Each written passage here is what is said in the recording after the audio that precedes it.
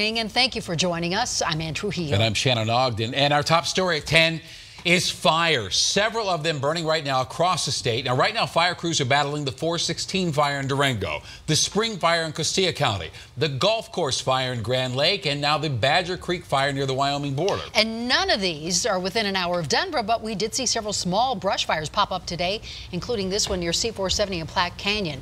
They don't know yet what started it, but just yesterday put out another grass fire, likely started by someone tossing out a cigarette butt.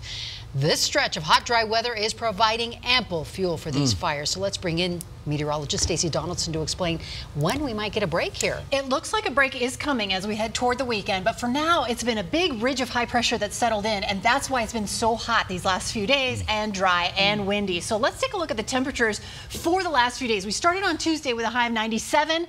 On Wednesday, our first triple-digit day at 101, just 1 degree off the record, and today record heat with 105 with sunny skies. And this heat extends all around Colorado, especially for southern Colorado, where we have exceptional drought, severe drought toward Pueblo, Lamar, and up in our northern and central mountains, we have abnormally dry conditions. So these conditions are leading to the red flag warning that is in effect for most of western Colorado. In effect for tomorrow. We had this in effect today. It is not necessarily right over Denver, but we've already seen some pop-up fires around this region. And look at these temperatures this afternoon. Triple digits all the way from Fort Collins and Sterling down into Pueblo and Lamar, even 101 for Grand Junction with 90s in the mountains. So how long is this going to last? I'll have the answer for you coming up in just a few minutes. All right, Stacey, thank you. And tonight we are bringing you team coverage of the fires burning across Colorado. We begin in Costilla County, where Jackie Cray has been tracking the fast-moving spring fire. Jackie, this one's moving toward homes.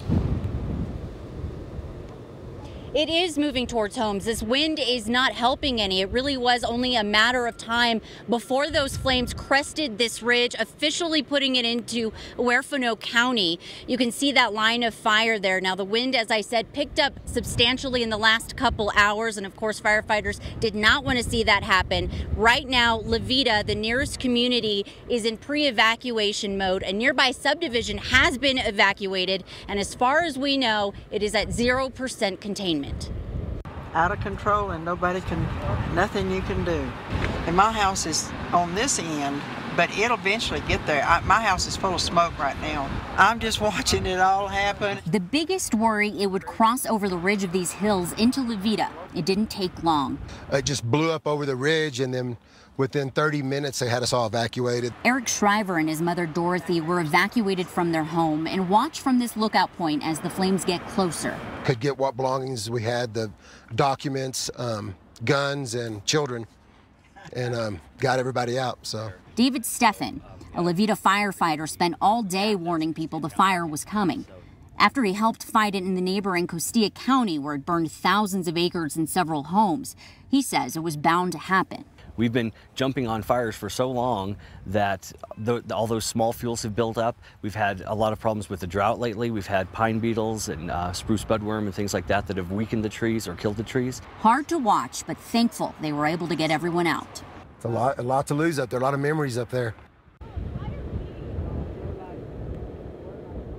And we're at this lookout point where several residents who have been evacuated are just watching, hoping that fire doesn't get close to their homes. A lot of ranches out of here, so a lot of land, some cattle we saw earlier being herded out away from where that fire was approaching. And an air quality advisory has been issued because, as you can imagine, with how strong these winds are, it's pushing smoke towards Pueblo and Colorado Springs. This fire, the spring fire, has officially been upgraded to a Type 2, meaning in the morning, with much relief to the firefighters, more resources, more help, likely from out of state, will be here. And no word on what has caused this fire. We'll continue to follow this and stay on it for you. I'm live in Huerfano County. Jackie Cray at Denver 7. Dramatic pictures there behind you. Jackie, thanks. Now to the golf course fire. This one's in Grand Lake, and this has forced hundreds of people from their homes for the night. Denver 7's Jason Grenauer is there tonight. And Jason, you could see flames from where you're standing.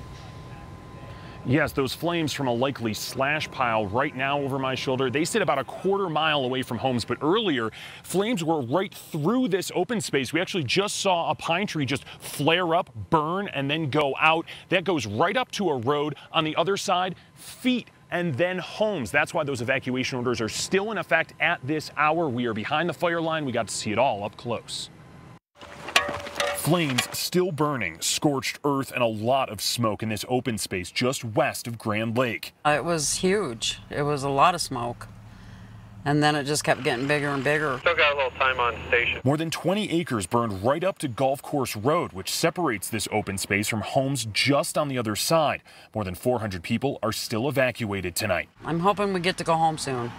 The good news, crews have been able to put some good containment on this fire, keeping it from jumping the road, so no homes have burned and no one's been hurt. And though we are told at this hour that those mandatory evacuations for about those 300 homes affecting about 450 people will likely stay in effect until at least tomorrow morning. If that changes, we will notify you both on air and online. We do not know, however, at this time what caused this fire. Reporting live in Grand Lake tonight, I'm Jason Grenauer, Denver 7. All right, Jason, thank you. Be safe out there. Now, as for the other two major fires burning in our state right now, the 416 fire and the Badger Creek fire. Neither grew significantly today. That's the good news. Both, though, could continue to burn for several weeks. And both are now among the 20 largest in state history. And don't forget, our fire coverage starts when you wake up in the morning. Jason and Jackie both will be live tomorrow morning as firefighters continue their work. And you can catch them from 4:30 to 7:30 a.m. right here on Denver 7.